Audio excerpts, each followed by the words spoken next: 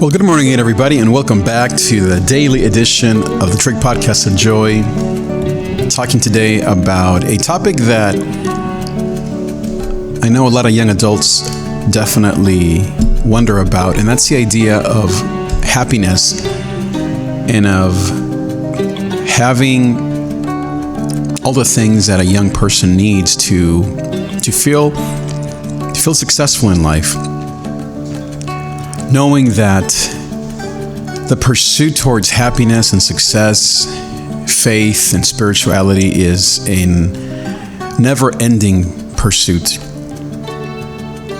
So let me tell you first where this kind of came from for me. Just last week I was talking to a young friend, young adult, and he was telling me that he's in a stage of his life where he wants to find his next adventure. He's been through some relationship issues, dealing with issues of career and, of course, money, wanting to find his path in life, his career, and realizing that everything that he's doing right now might not be the right thing for him. There's feeling that there might be more, and I was encouraging him along these lines of pursuing the things that really matter in life, and helping him understand that sometimes you don't know what matters, or you maybe get confused with what matters, or you might have family members, religious leaders, your parents, your teachers, your friends, who may even discourage you from what you intuitively know to be true. And so I gave him three things just that came to the top of my mind in terms of what a young man, a young woman needs in order to feel a sense of happiness or a sense of meaning in life. So I want to give you those three elements and then break them down one at a time so that hopefully you can also feel understood, and maybe you can also analyze where are you at with each of these three elements. Which one do you need the most? Maybe which one is next, etc. And let me again say that when I describe these three elements, they are not meant to be pursuits per se. These are three tensions that must be kept in balance. Like three legs of a stool. It's impossible to be perfect in all three areas. All you can do is to pursue the joy of each and every one of them, and then to be self-aware of which one perhaps is lacking, or is maybe you're focusing on too much, and most of all to give yourself a ton of grace and to be patient with yourself and with your life. So the three elements are, first and foremost, is self-wellness, or what people like to call is a sense of being personally healthy.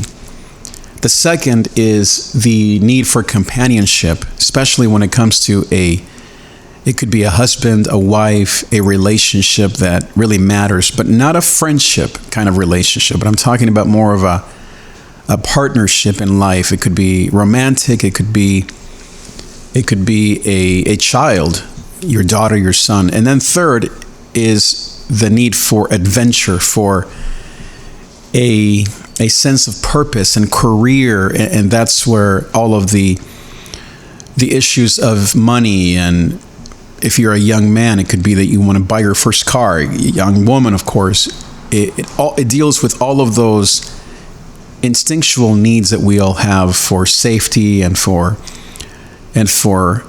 having your needs be met. So I want to start with the first one, which is a sense of self-awareness and inner peace.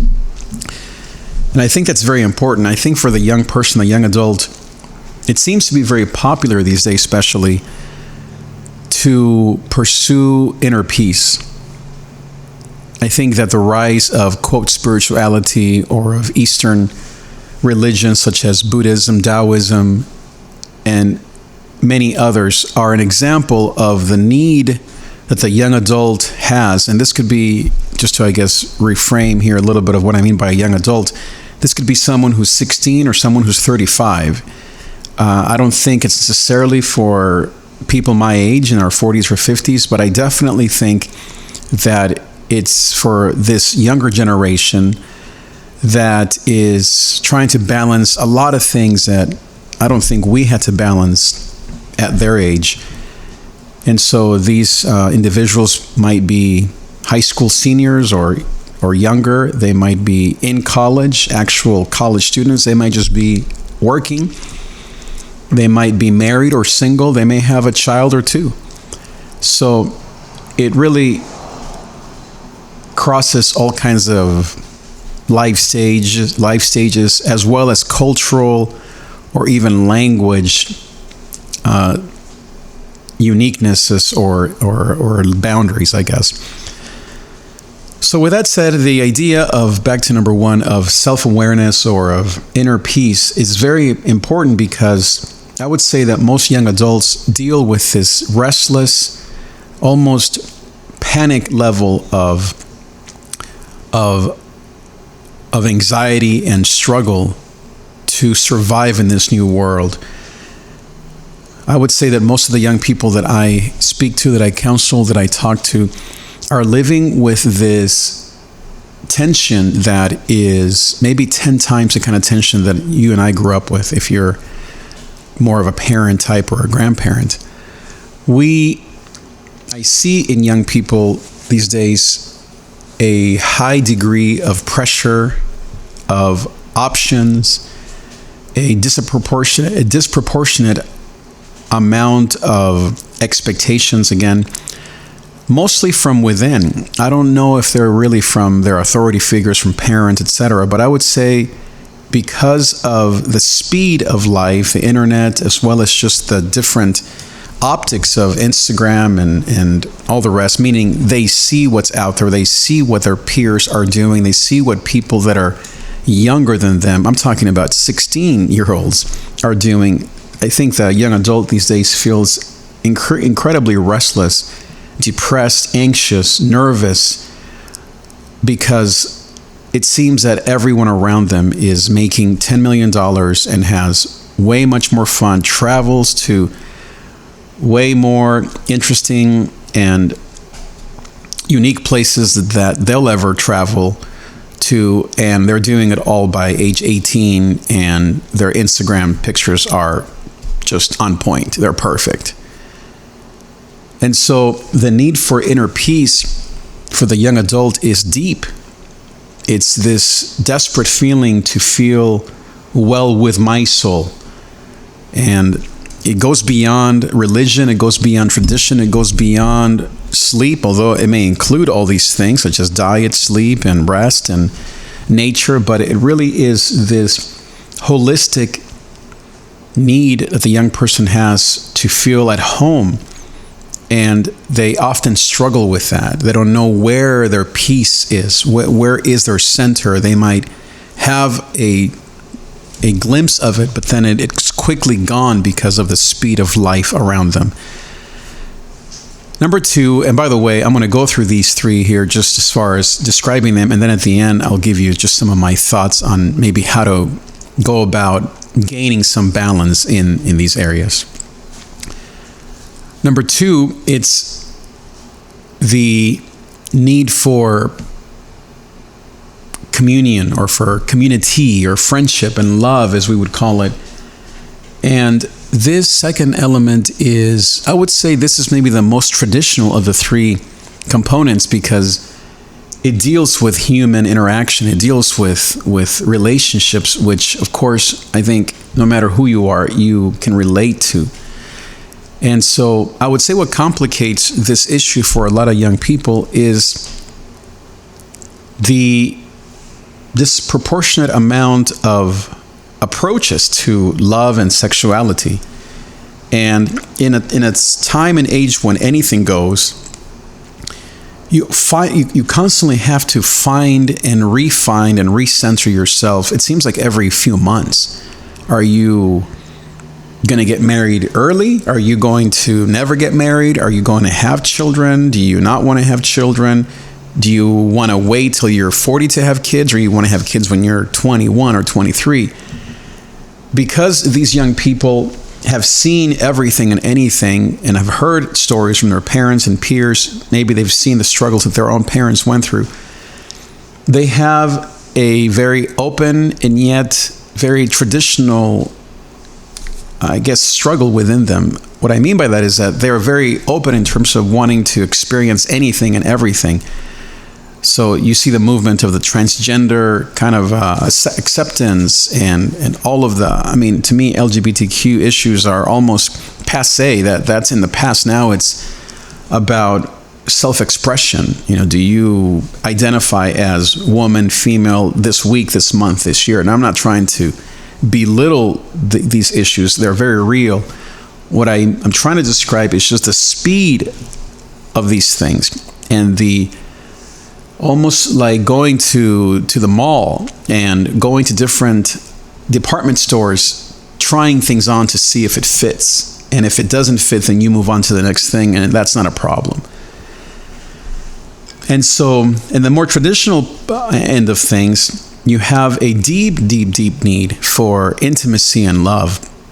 And you have then this mixture of, maybe this is somewhat gender specific. Let's say for females, the very, I would say again, tension between wanting traditional values in your life versus wanting nothing to do with traditional values. So what I mean by that is you might be a young person, a young female in this case, who wants to have a husband and a house and a dog and 2 kids and live happily ever after, and perhaps recreate the Halloween and Thanksgiving and Christmas traditions of your parents, all the way to those who want nothing to do with that because they are very, very conservative when it comes to marriage or sexuality.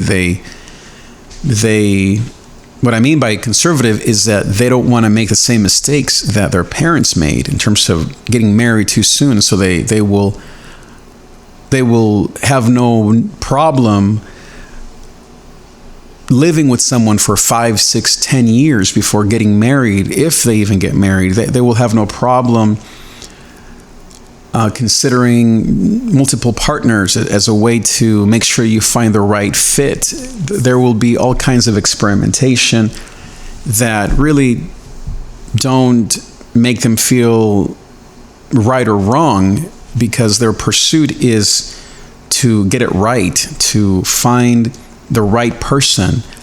And then of course you have the stigma of what other people expect of you in terms of marriage and stability and kids, and you have some of the biology that goes with that. Then you have some of the body shaming that young women especially deal with on a moment by moment basis because of Instagram and the like. And so you have a very complicated pursuit and tension between traditional needs and values and this opportunity clause that tells you that's better that you try everything just to make sure, so that you don't get it right, so you don't get it wrong and screw up. And then the last one is this very, I think, primal need for purpose and adventure that the human wants. And I would say, I hear this a lot in my friends who want to travel.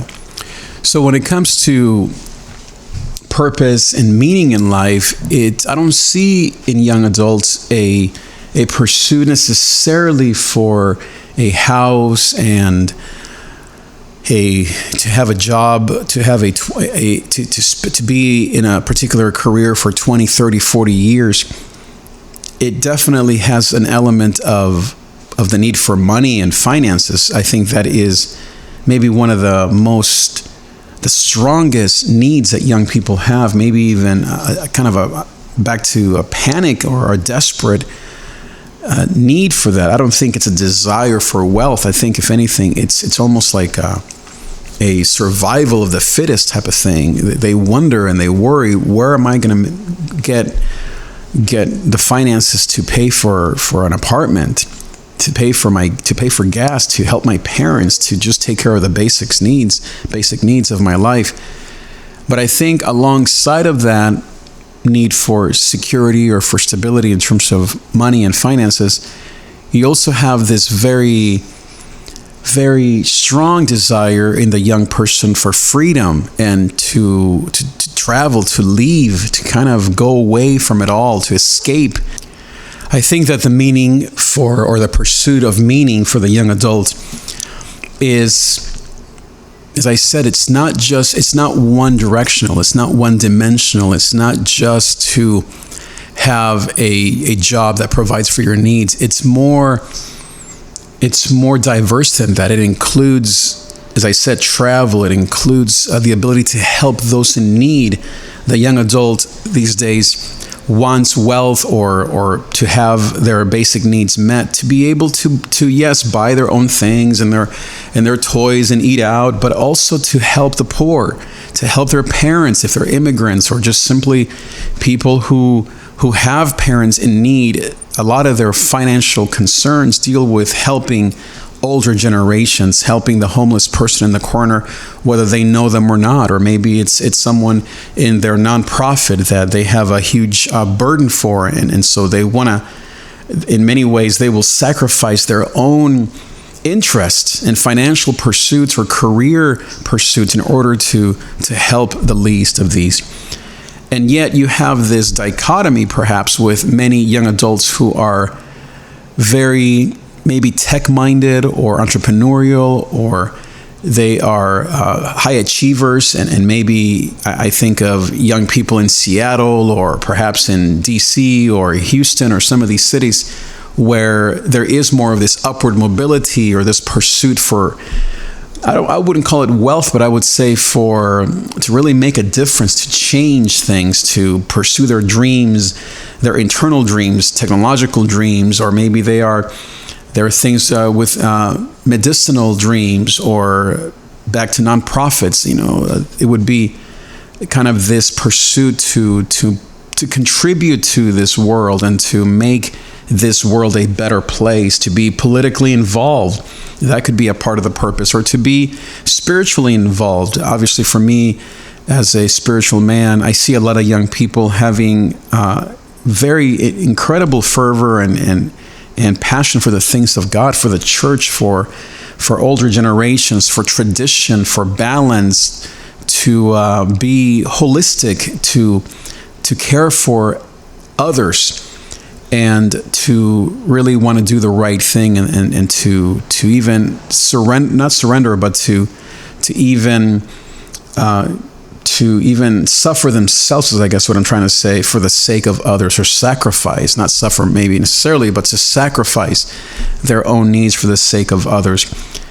Now, in terms of this last area of pursuit or adventure, I would say that acceptance among their peers, maybe this is more the second one, is very important. Relationships and wanting some of, I guess I'm thinking of social media and how YouTubers per se, for example, or maybe people who are in the music industry, or they are into veganism or into healthy eating or into obviously nonprofits, as I mentioned, you have this holistic pursuit that isn't necessarily good or bad or better than others, or even more godly or holy than others. It's just simply how they view the need in the world and how they want to contribute to that need.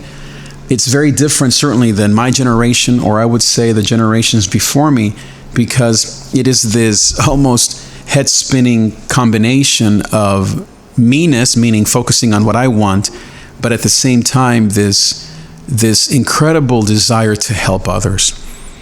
So those are the three elements that I see that young adults these days are pursuing, or that are seeking balance in. Now,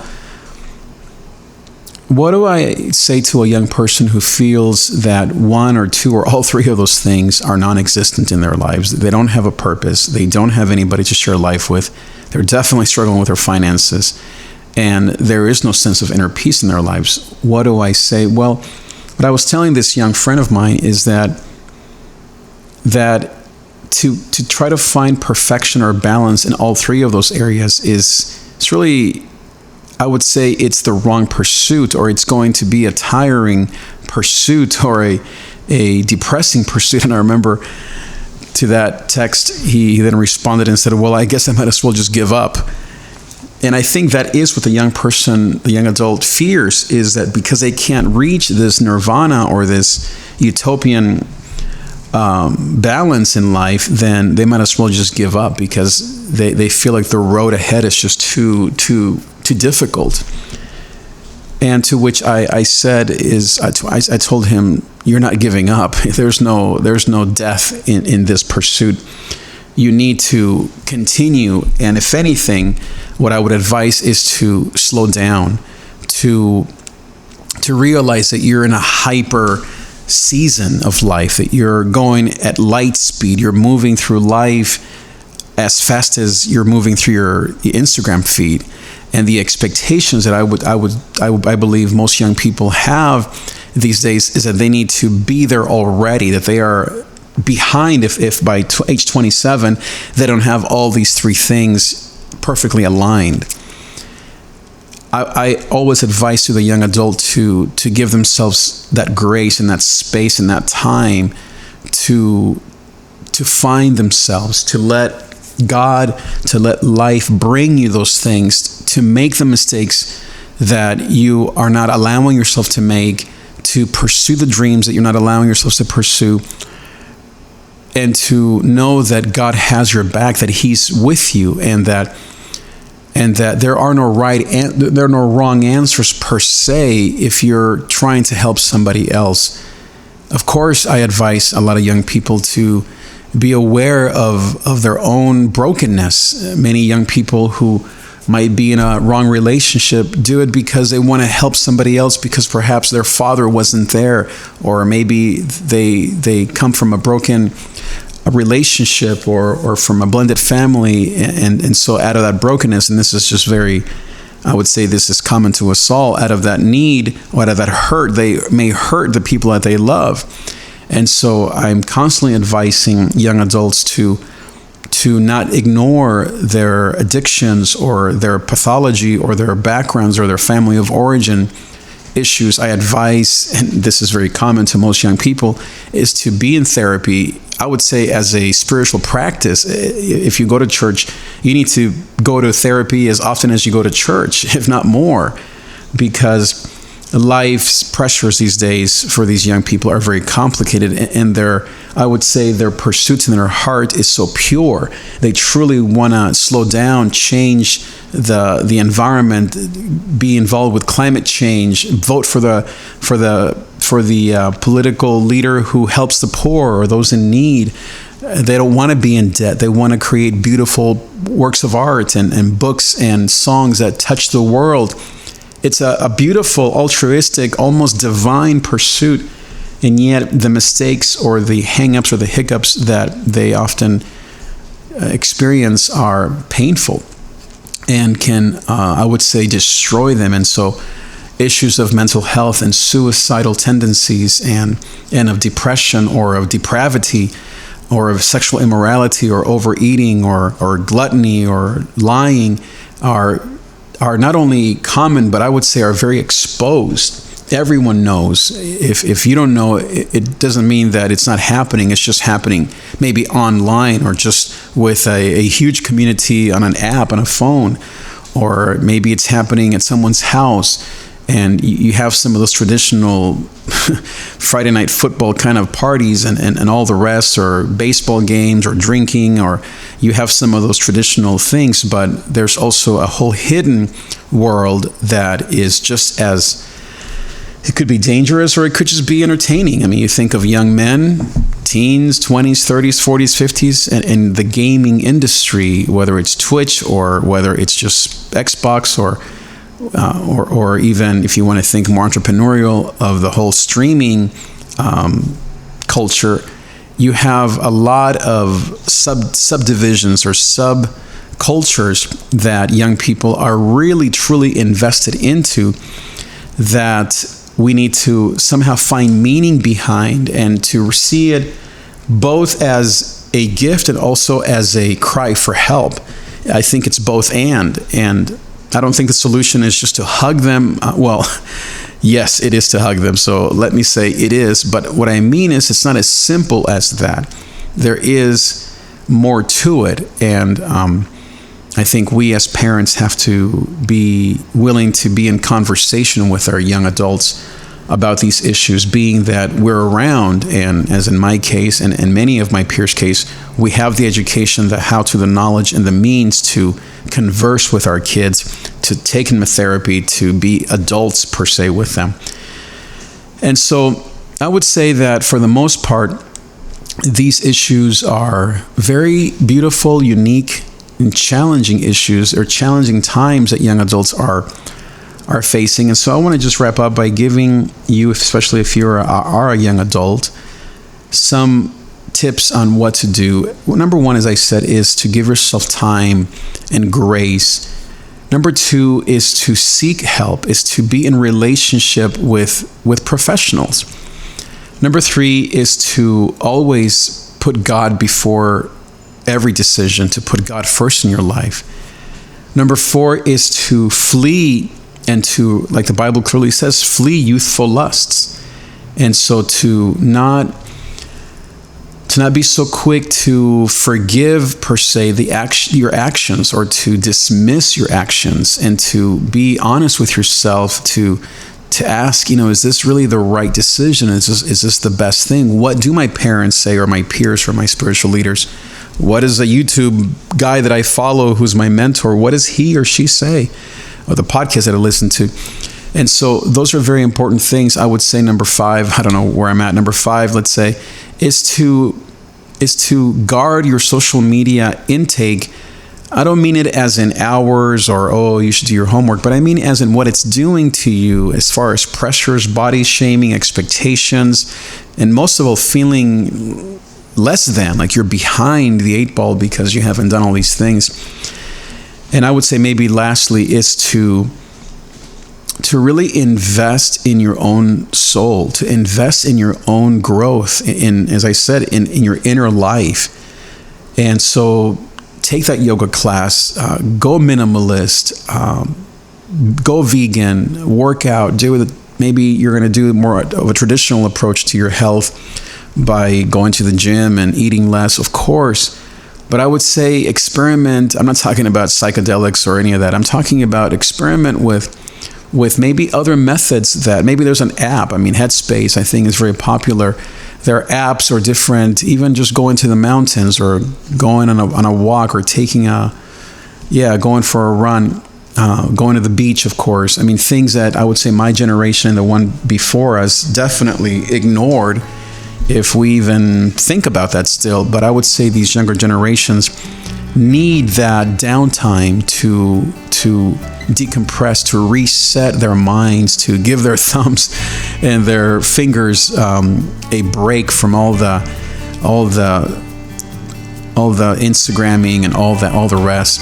And so I would say to the young adult, give yourself that grace.